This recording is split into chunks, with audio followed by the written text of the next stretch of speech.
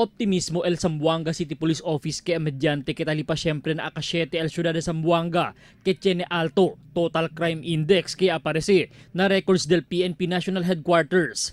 Nadila record taman mira que talina más de 20,000 total index crime o número del crimen el ya ocurre na syudad de Zamboanga adentro del 6 año desde año del 2010 hasta 2015.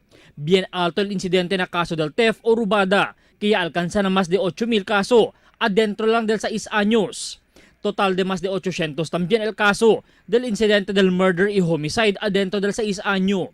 Mas bajo pa kumpara ng mga syudad del Baguio, Cagayan de Oro, Davao, Cebu, Manila y Quezon City.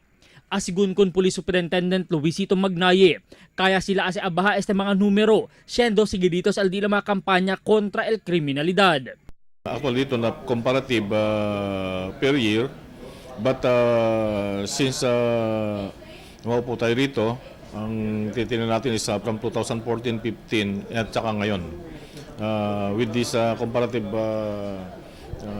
data natin na mababa ang mga crime incidents natin this 2016 dahil nga doon sa mga ginagawa nating actions. Base na Facebook post del alcalde Beng Climaco, Elia itira, el grande diferencia de menorada del mga krimen que epekto asigun del suporta del gobierno lokal na PNP.